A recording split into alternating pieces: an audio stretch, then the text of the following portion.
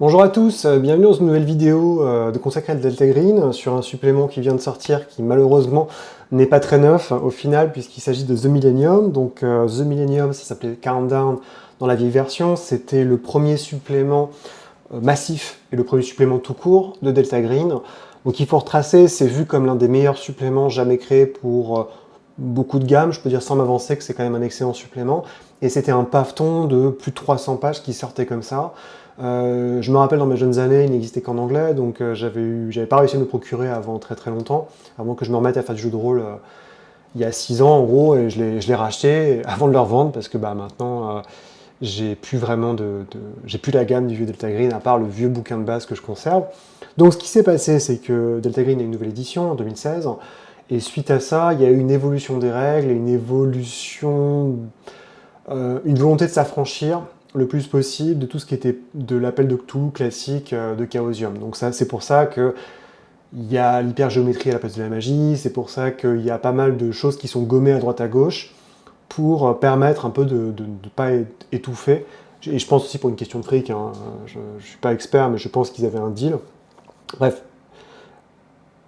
il empêche que dans le Kickstarter, donc il y a une grosse campagne de Kickstarter pour Delta Green qui continue, qui s'est fait qui prévoyait sur plusieurs années des financements. Et l'un de ces financements, c'est-à-dire on reprend le setting Delta Green des années 90 et on sort en supplément.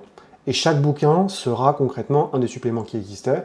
Donc The Conspiracy devient en fait le bouquin de base de Delta Green, édition années 90, mais par contre avec une maquette refaite et les règles utilisant la nouvelle version de Delta Green. Évidemment, dans la liste, il y avait Millennium, donc je vais y arriver, il fait très chaud. Il y avait Countdown, il y avait Targets of Opportunity, il y avait l'autre dont j'ai plus le nom, Eyes Only, qui étaient un peu les trois gros suppléments, même si, à mon humble avis, The Millennium / Countdown est le plus intéressant. Les autres, je suis pas trop fan, je suis pas la Société de la Transcendance, c'est pas mon affaire, enfin bref, on s'en fout. Il se trouve que j'ai demandé un peu, je suis un peu naïf parce que j'ai demandé une copie à la femme de Shane Ivy qui gère Delta Green, elle me l'a envoyé, mais en fait, c'est pas une vidéo qui va vous intéresser si vous connaissez déjà le contexte de Countdown. Si vous, en grosso modo, 90% des gens qui seraient intéressés par cette vidéo vont pas la regarder pour une raison simple, c'est que vous avez sûrement Countdown qui traîne en français et en anglais dans votre bibliothèque, et donc ça n'a pas trop d'intérêt.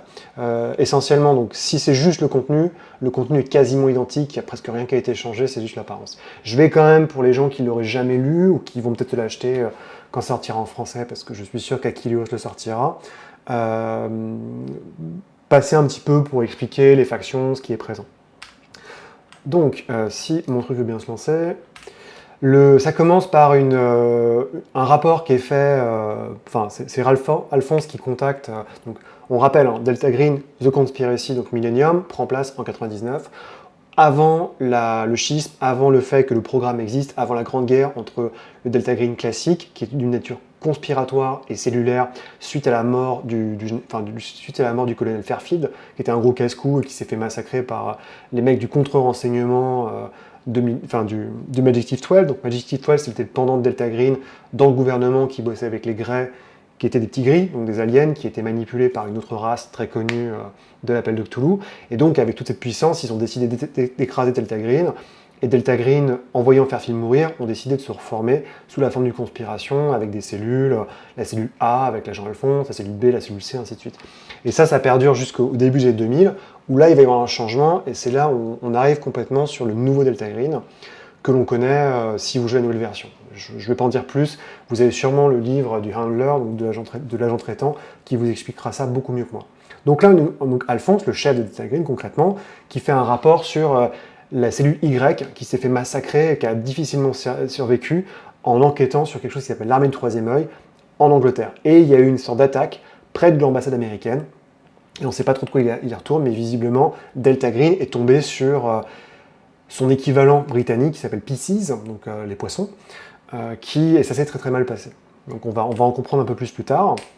Vous voyez, c'est un très gros bouquin, il fait 300 pages, hein. C'est vraiment pas un petit truc, donc c'est assez massif, et c'est marrant parce que c'est Caleb Strokes qui est un peu le le nouvel enfant prodige, on va dire, de Arc Dream Publishing, donc qui a pas mal galéré, hein, il explique dans son propos sur sa vie. Il avait un podcast qui marchait bien avec Ross Payton, je crois que c'est comme ça qu'il s'est fait connaître. Et finalement, c'est lui il a réussi à intégrer Arc Dream en bossant avec Dave Wheeler et Ivy, et il a fait Godspeed, God Hunt, et il a été chargé par l'équipe historique de Arc Dream de relire et de reformater concrètement le Millennium, parce que lui aussi, donc le Countdown pour cette édition-là. Et vous allez comprendre pourquoi, en fait, c'est parfaitement logique. Donc il a été très content. Une introduction qui est assez vieille par Tynus, que j'aime beaucoup. C'est peut-être l'un de mes textes préférés de jeux de rôle, essentiellement de conseils dans la vie. En gros, l'idée, l'introduction est très simple, c'est facile. C'est facile d'être cynique aujourd'hui, de toute façon les politiciens sont tous pourris, c'est facile, la religion ça n'existe plus, l'individualisme prévaut, de toute façon il n'y a rien, tout est merdique, vous comprenez ce que je veux vous dire, c'est juste un cauchemar permanent, et finalement il dit c'est facile d'être cynique, c'est facile d'être cynique, j'ai dit que c'était facile dans le sens où c'est pas un défi. Mais être un cynique, en fait, c'est jouer la sécurité. Parce que la compassion, ça c'est difficile, c'est même dangereux. Et les hommes et les femmes de Delta Green, ils font ce qu'ils font parce qu'ils en ont quelque chose à foutre.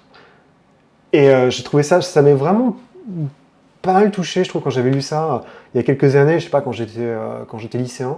Je me rappelle, parce que je me dis, ça résume un peu le monde dans lequel on est, c'est-à-dire qu'effectivement, c'est facile de tout mettre au placard, de dire qu'il n'y a aucune solution, qu'on va tous crever du réchauffement climatique, d'une guerre thermonucléaire, etc.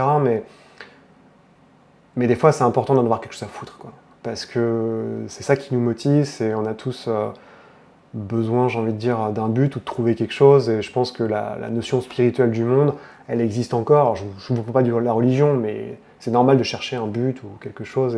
Et j'aime beaucoup cette idée de dire que c'est normal qu'on s'investisse dans le monde associatif, dans certaines causes qui nous sont chères. Alors, avec un peu de chance, des causes, disons, pas dégueulasses, mais voilà, vous comprenez, j'aimais beaucoup, son texte est vraiment bien foutu, parce qu'il fait monter en sauce au fur et à mesure dans l'écriture des paragraphes, pour arriver à l'idée que les mecs de Delta Green, ils en ont quelque chose à foutre. Donc, on commence avec les insectes de Shagai. Les insectes de Shagai, vous le savez sûrement, sont des espèces de gros insectes qui viennent d'une planète très très lointaine, et qui sont extrêmement intelligents, qui ont la capacité de se déphaser, et donc potentiellement de se déphaser pour contrôler de l'intérieur des hôtes.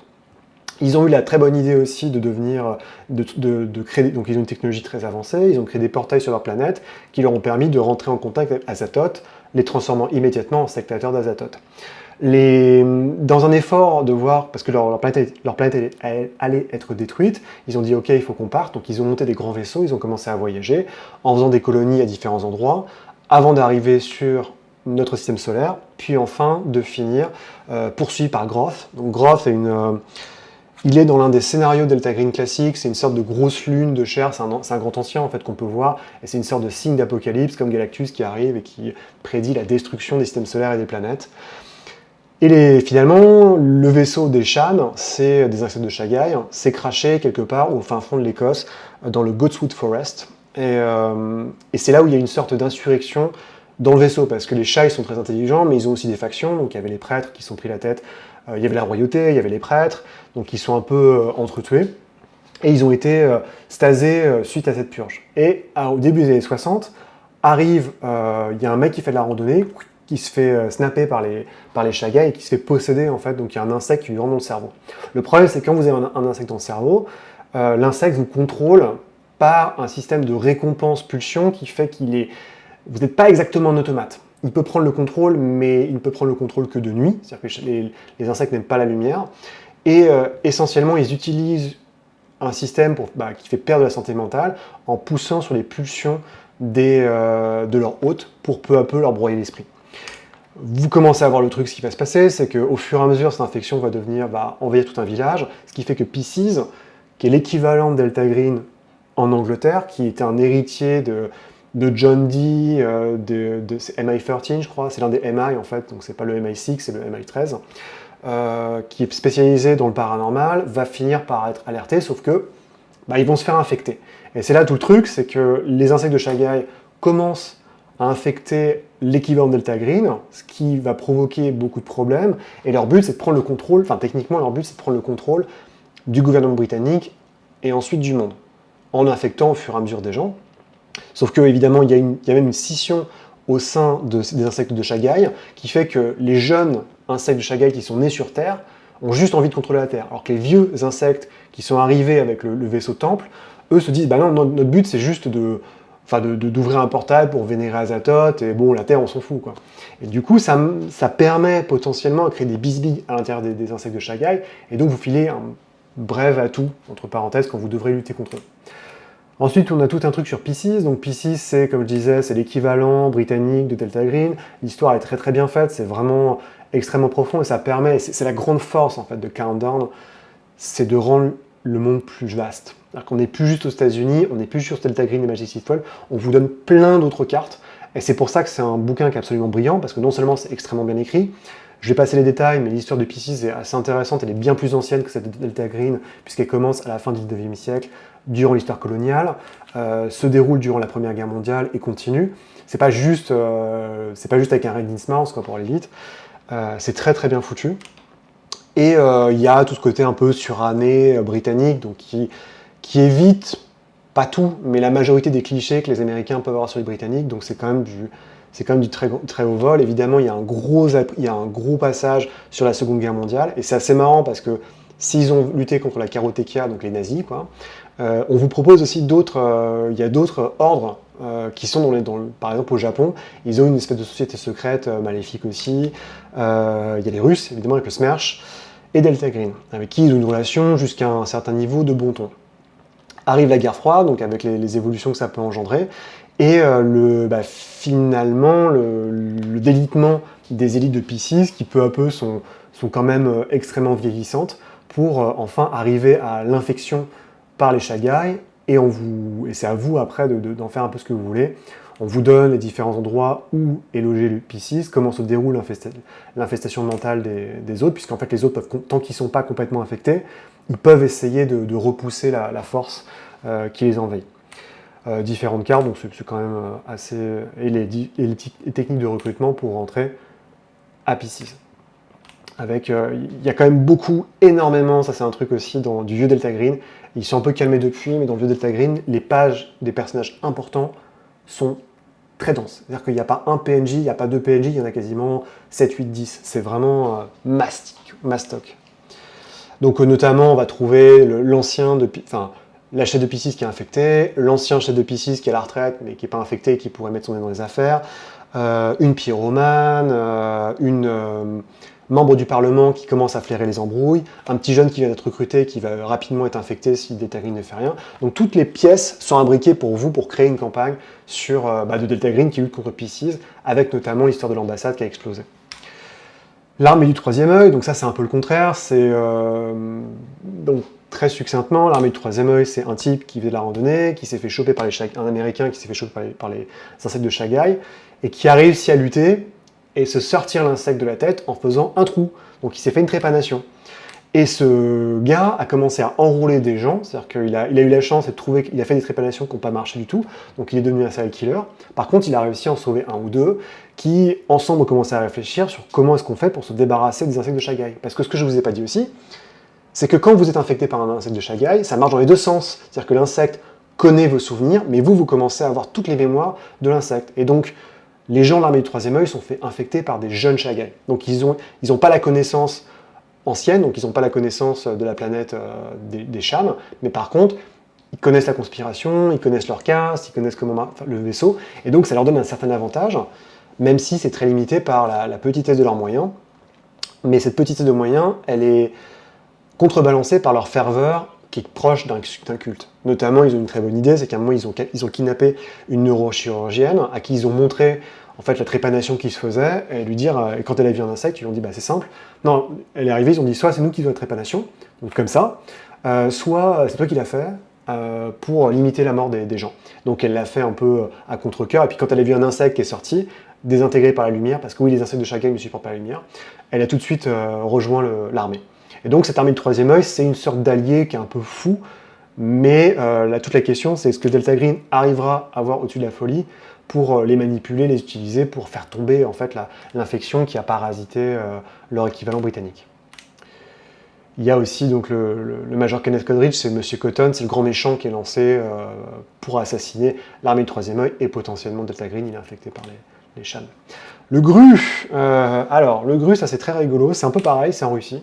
Donc c'est comment la Russie a elle-même développé son équivalent Delta Green, capé à 99, donc ça vraiment, c'est normal, hein, c'est très, c'est peut-être c'est pas la faiblesse, mais c'est clairement ancré dans son temps.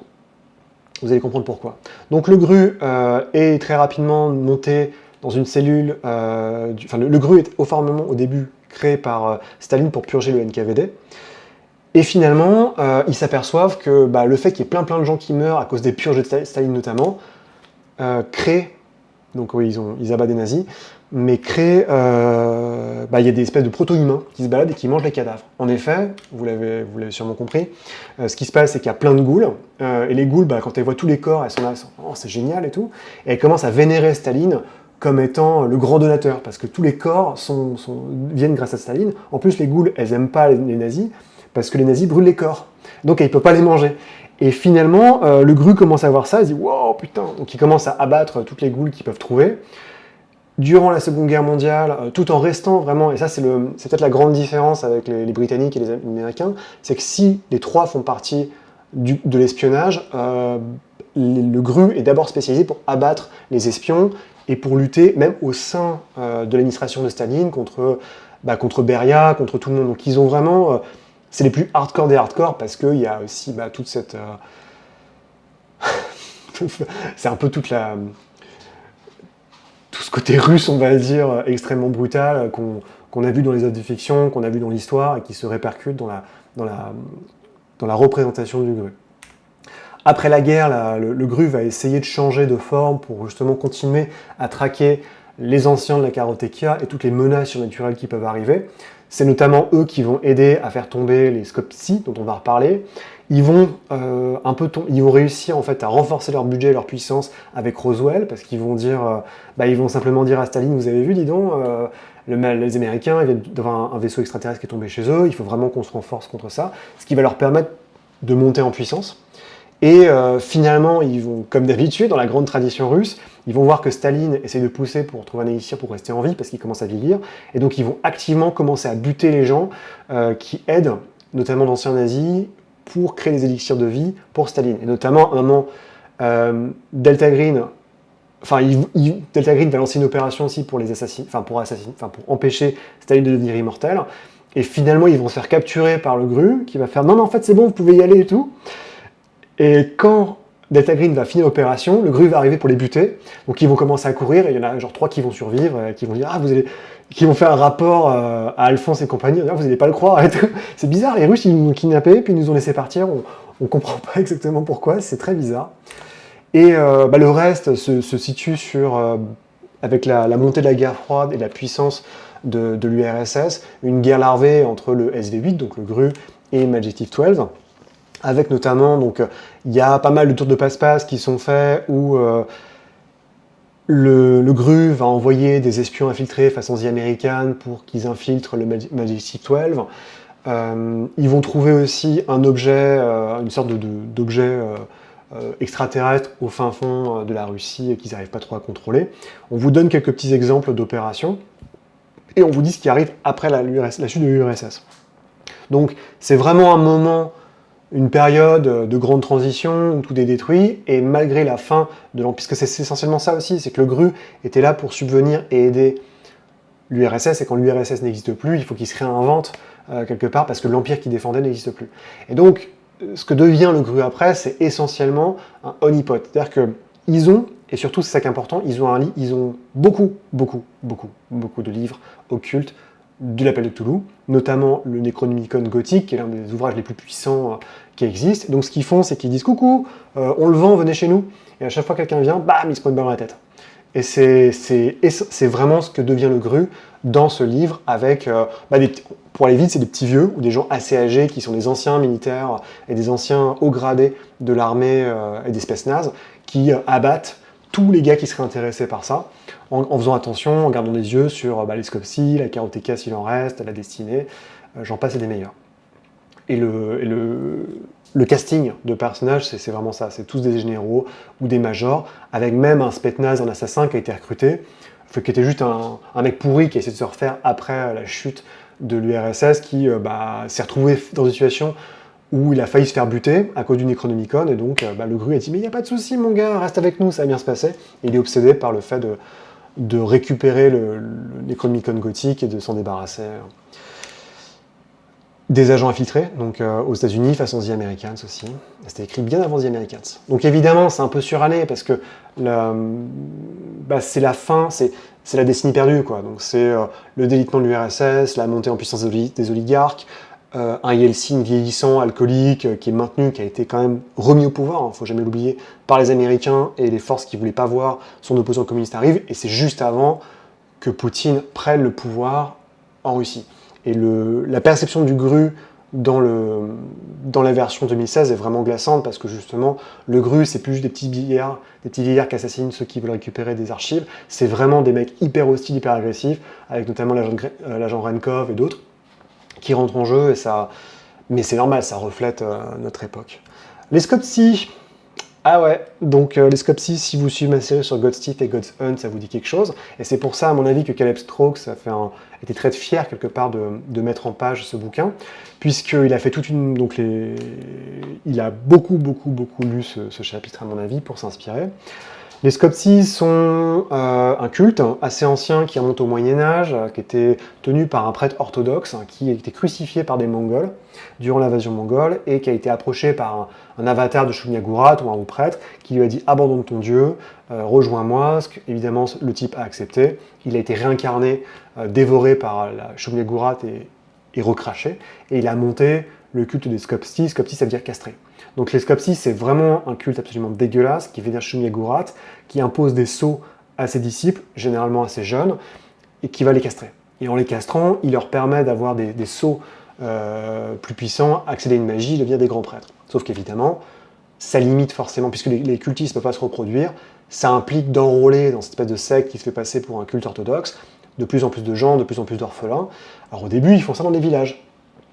Et à un moment, il y a une alliance durant le XVIIe siècle d'orthodoxes, de Ouïghours, de musulmans qui viennent, et de différentes factions religieuses qui arrivent pour pulvériser toute la vallée où sont les Scopsi. Ils passent du sel sur la terre, ils brûlent tout le monde, et ils arrivent à trouver le prêtre original pour le massacrer une bonne fois pour toutes. Donc c'est pour vous montrer à quel point, déjà, il y avait des gens qui étaient au taquet sur ces choses-là. Les Scopsi, comprenant que c'était pas très malin, vont essayer de changer leur fusil d'épaule et se faire passer pour le gentil petit culte basé sur les flagellants orthodoxes.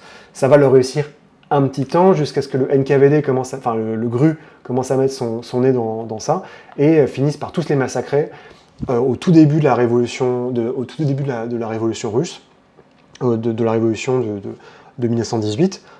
Et c'est là où ils vont se réinventer en allant à Moscou de Chesapeake. Donc, en gros, il y a une communauté russe qui va s'installer aux États-Unis, près du Maryland, en continuant son œuvre, en se faisant passer pour des gentils exilés russes. Mais là, ils vont avoir plusieurs bonnes idées, notamment le fait de s'allier avec la mafia russe, donc les Russes exilés aussi, et dans le but toujours de récupérer, c'est ça le gros problème en fait, c'est qu'ils ont perdu ils ont un bouquin qui est extrêmement important pour eux qui s'appelle les icônes noires, donc qui sont des icônes orthodoxes, mais qui ont un puissant pouvoir lié à l'Alma Mater et à Shumyagurat, qui cherchent à récupérer.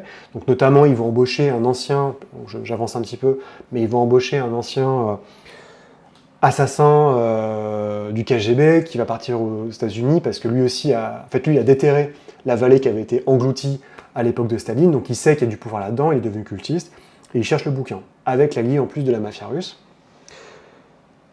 Et à côté de ça, donc le problème c'est que les Scopsi, comme je disais, ils sont pas immortels, donc c'est ça le problème, c'est pour ça qu'ils cherchent l'icône noire, c'est pour redevenir immortels. Et en plus à côté, ils n'ont pas de successeurs, donc ce qu'ils font c'est qu'ils enlèvent des enfants, ils ont monté une ONG et un orphelinat pour transformer les enfants en futurs Scopsi. Et c'est là où Caleb Strokes a eu son idée, et si vous ne l'avez pas lu, je ne peux que vous conseiller vraiment de lire ce chapitre en prévision si vous voulez maîtriser la campagne God Steve. Parce que vous allez, même si c'est expliqué, c'est sur 2 pages. Là, c'est sur 20 pages. Donc vous allez parfaitement saisir ce qui se passe, puisqu'en plus, les Scopes-ci seront pulvérisés par les Outlaws, donc une faction de Delta Green, à la fin des années 2000. Et vos personnages vos personnages dans God Steve sont impliqués directement, sont les déclencheurs en fait de ça. Et on retrouve justement pas mal de têtes connues. Donc Fedor Berezkov, il va se faire assassiner, c'est lui qui déclenche, c'est lui qui va se faire assassiner, et c'est lui qui va assassiner les déclencheurs, la cellule C du Delta Green, ce qui va déclencher en fait le recrutement des joueurs pour faire l'opération de God Steve à Cornucopia House sur l'ONG. Et on retrouve, en fait, dès l'époque, et j'ai été vérifié dans le bouquin originel de Countdown, mais il y a Yelena Kalamantio, qui est la babouchka, Sabina Apollonov, c'est une de ses servantes, donc, qui gère la Cornucopia House, et on a même Kerry Houghton, qui est là, l'assistante sociale, en fait, qui va avoir un destin pire que la mort dans la campagne God Steve. Et Natalia Tcherninkov, donc c'est l'allié dans la mafia russe des Scopes-ci. Donc les Scopes-ci, c'est devenu très important. Alors c'était un truc, c'est marrant parce que moi quand je l'avais lu, j'avais trouvé ça hyper extrême et je me dis mais comment diable on peut faire une campagne là-dessus? Et Caleb Stroke qui l'a fait. Outlook Group, alors ça m'a pas fasciné, c'est Majestive 12 qui a utilisé un mec complètement dérangé, un professeur qui s'appelle Albert Hirjo, qui a commencé à faire des expériences sur des simulations de stress. Donc il crée des fausses situations pour un peu comme l'expérience Philadelphia, mais en 10 fois pire. À l'issue de sa première expérience, il y a des mecs qui sont suicidés, donc tous les financements ont été arrêtés, et Majestive 12 est arrivé en disant « mais c'est vachement bien ce que tu fais, viens chez nous ». Donc il s'est retrouvé avec plein de fric pour continuer ses tests. Il a créé différentes drogues, il a créé des manipulations mentales pour essayer de trouver un type qui aurait une volonté absolue qui pourrait survivre à tout. Évidemment, jusqu'ici, ça n'a pas marché, mais très intéressé, Majestic 12 continue à lui donner de l'argent. Sachant qu'en plus, il est Adolphe Lepus, donc, qui est le gros enculé, qui est le chef du contre... c'est l'assassin en chef de Majestic 12, envoie ses hommes, ses assassins, à la retraite pour bosser pour lui. Comme ça, les mecs, ils sont gardes, et ils attendent tranquillement leur retraite, alors que c'est les plus grands assassins qui existent. Donc ce qui fait que si vous voulez vous frotter à l'Outlook Group, donc à ce projet-là, vous allez un peu en baver, ça risque d'être assez compliqué.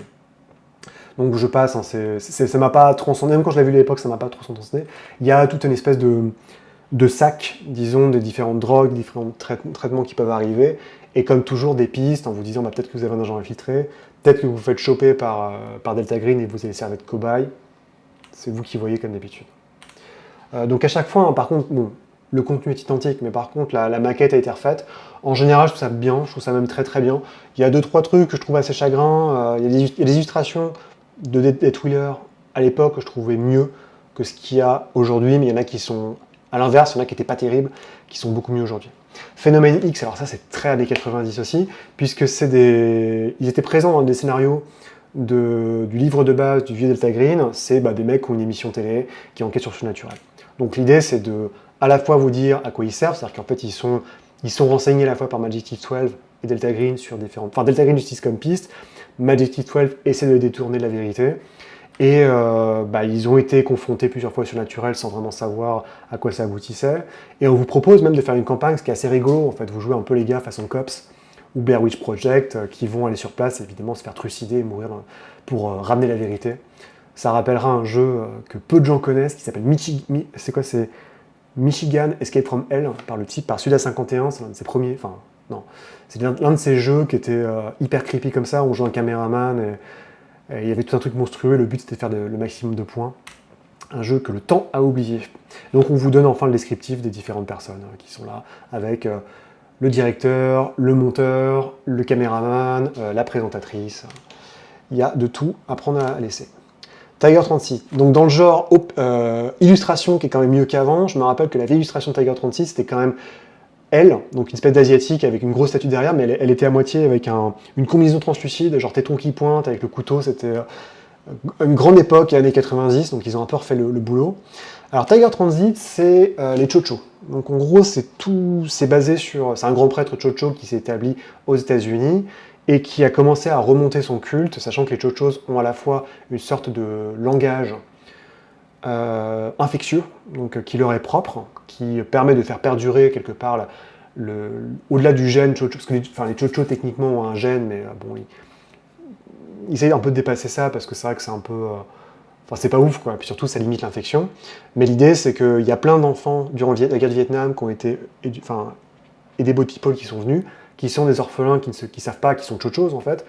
Et l'idée, c'est que Tiger Transit utilise différents aspects de la mafia, notamment la vente de drogue, différentes entreprises plutôt de blanchiment d'argent, pour faire prospérer le culte de Shurokan. Donc Shurokan, c'est leur dieu qui est plus ou moins un avatar de Nyarlathotep.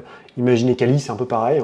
Et ce qu'ils font, c'est qu'à chaque fois, ils essaient de récupérer les orphelins ou les sectateurs, et quand ils sont suffisamment grands, ils leur font faire un culte qui leur apprend l'aklo, donc cette espèce de langage parasitique, et ils deviennent très rapidement des sectateurs de Shurokan, sachant qu'évidemment tout ça est passé sous le...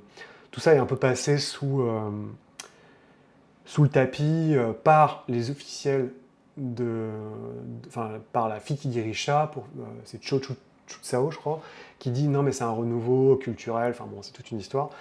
Et il y a pas mal de gens, enfin c'est des profils, c'est assez disparate, il y a beaucoup de pistes d'organisation.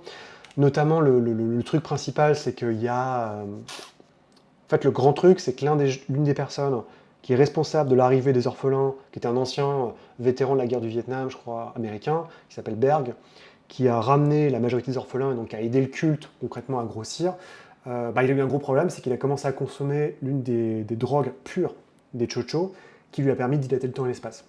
Et quand vous dilatez le temps et l'espace, qu'est-ce qui se passe? Eh ben, il y a un chien de Tindalos qui arrive, et il a très très faim. Et donc le chien de Tindalos veut se nourrir impérativement de ce type-là, mais le culte, en aucun cas, donc le grand prêtre est mort, hein, le grand prêtre a été pulvérisé, Delta Green est arrivé au début des années 90, et ils ont fait « Ah, c'est sympa votre culte, là !» Ils ont tué tout le monde.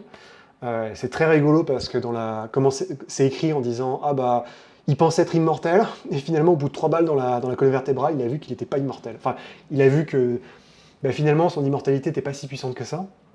Et ce qu'il a fait, c'est qu'il a forcé, enfin, il a demandé à sa petite fille de le bouffer. Comme ça, elle a récupéré sa force et ses souvenirs, et donc c'est elle qui dirige un peu ça. Donc Delta Green se dit bon bah Tiger Transit c'est bon, les chochos on s'en fout, hop là, on met ça de côté. Mais il reste que c'est extrêmement présent et qu'ils ont développé différentes drogues, et notamment l'une des drogues développées est faite avec le même procédé chimique et mystique qu'a utilisé Berg, ce qui fait que Berg est protégé, donc la dirigeante des chochos de Tiger Transit l'a mis dans une cellule transparente, mais tant qu'il ne l'aura pas mangé, le chien restera. Donc en fait, ce qui se passe, c'est qu'il y a une drogue qui est conçue qui s'appelle Reverb, qu'on retrouve dans le nouveau Delta Green, il y a un scénario dessus, et les consommateurs commencent à se faire bouffer par les chiens de Tindalos.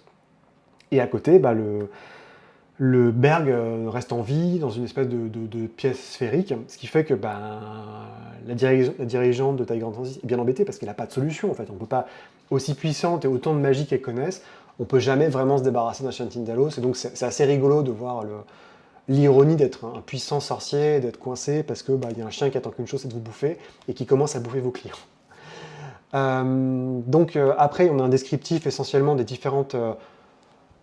de la cosmologie de Tiger Transit avec les différentes sociétés écrans, leurs recherches, donc notamment il y a une entreprise qui s'appelle GAP, donc Genetic Agricultural Product, qui utilise du lait qui a été fourni par Tiger, enfin plus ou moins fourni par Tiger Transit, qui leur permet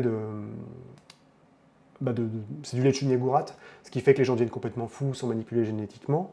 Il y a une tentative d'utiliser de la marijuana pure, qui va être annulée plus tard dans le futur, qui est liée à un des scénarios de God's Hunt, que je vous recommande parce qu'il est vraiment très chouette. Il y a plein d'exemples, il y a plein de petites choses. C'est pas la fumo loco, je crois que c'est l'herba loca normalement, mais bon, l'idée c'est ça, c'est que vous avez une marijuana qui est extrêmement forte parce qu'elle est infusée avec l'essence de Chuniagurat, ce qui fait que vous allez devenir, félicitations, un sectateur de Chuniagurat. Je vous conseille vraiment God's Breath, qui est un super scénario dans le recueil God's Hunt, parce que c'est très très marrant.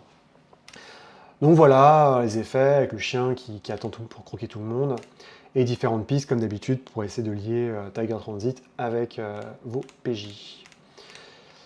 J'avance un peu parce qu'en fait il fait très très chaud, je crois que je vais me liquéfier si je continue. C'est la joie des... Donc on a le descriptif de Shukoran, des différentes personnes présentes.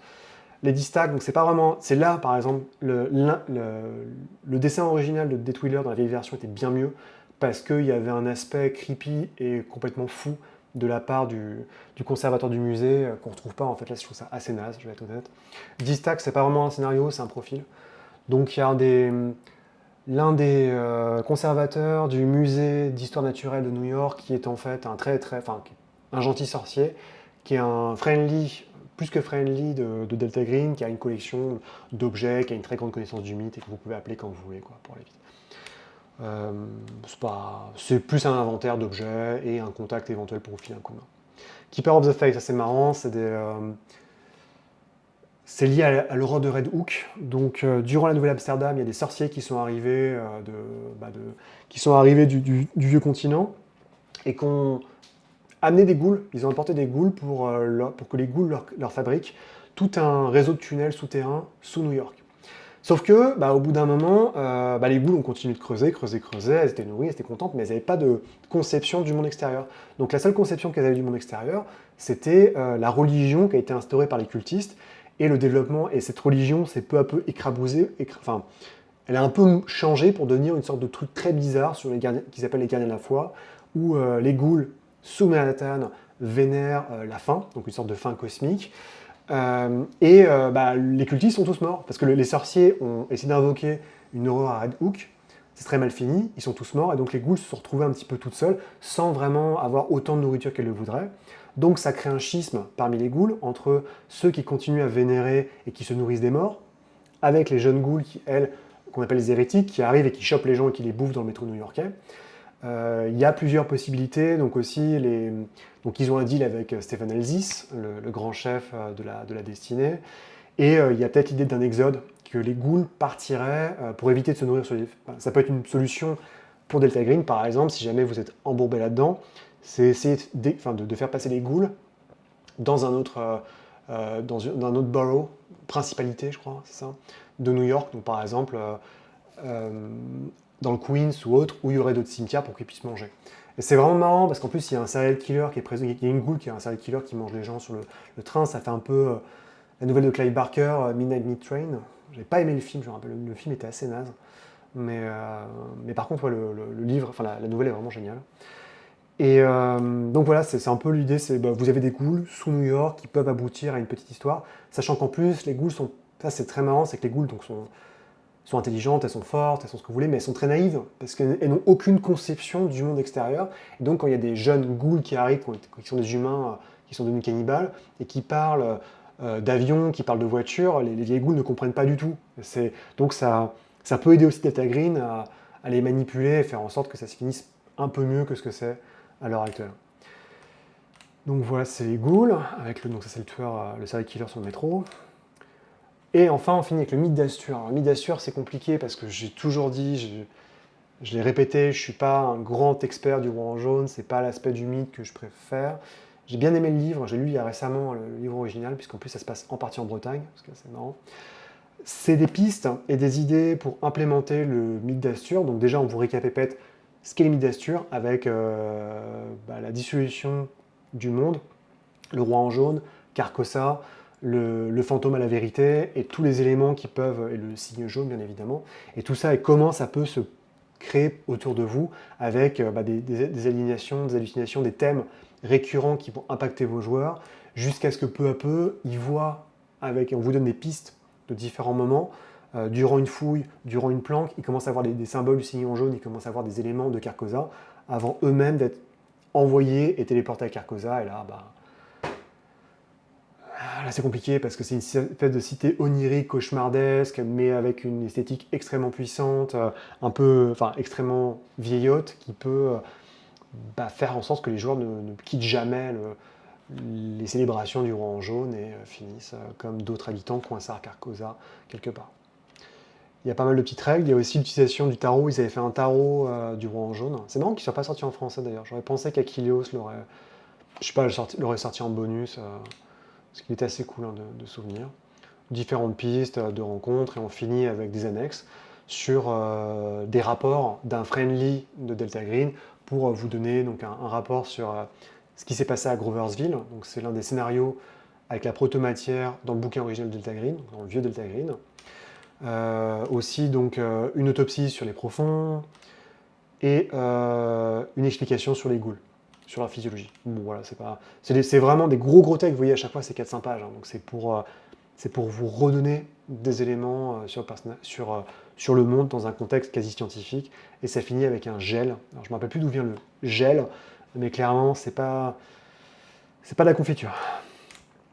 Et voilà, on a des petites règles supplémentaires, des bouquins, vous commencez à connaître là, les appels de Cthulhu et les rituels qui vont avec. Donc c'est un très très gros bouquin. C'est donc oui, le bouquin se finit avec la fin de la communication. C'est un très beau bouquin, c'est un bouquin qui est absolument génial, hein, j'ai envie de dire, c'est l'un des meilleurs suppléments qui a jamais été fait. Alors certes, il n'y a pas de scénario, mais les scénarios, ils ont vécu après, ils sont dans les autres suppléments, ils sont sur le Fairfield Project, donc un wiki en ligne, vous pouvez trouver tous les scénarios qui ont été faits par des amateurs qui ne sont pas si amateurs d'ailleurs. Et évidemment, God's Hunt, Ghost Thief, il y a beaucoup de scénarios qui empruntent à The Millennium, Countdown, dans les campagnes classiques de Delta Green, puis dans les nouvelles. C'est vraiment un super bouquin, mais je vais être honnête, ça fait quoi? Ça fait 40 minutes que je glose, et je suis sûr que 90% des gens qui regardent cette vidéo l'ont déjà dans leur bibliothèque.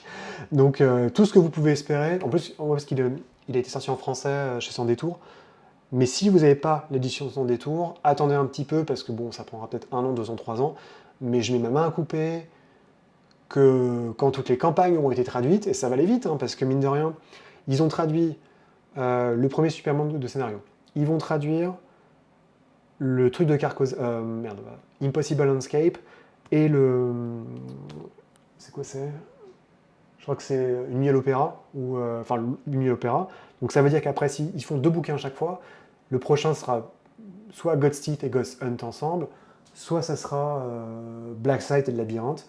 Et donc à la fin, ça va arriver vite, hein, au niveau des batchs. S'ils continuent sur leur lancée, peut-être que dans 1 ou 2 ans, vous l'aurez en français dans cette nouvelle version. En soi, je ne peux pas vous le conseiller si vous l'avez déjà. C'est vraiment pour la collectionnite, parce que, mis à part les règles, et bon, l'organisation, mais c'était très propre, la mise en page avant. Donc voilà, en tout cas, comme d'habitude, prenez ce que je dis avec des pincettes, c'est une copie presse, on va faire le PDF. Et puis j'espère qu'il va faire moins chaud, parce que là, clairement, je suis en train de mourir. Allez, sur ce, bonne soirée, à très bientôt. Allez, salut!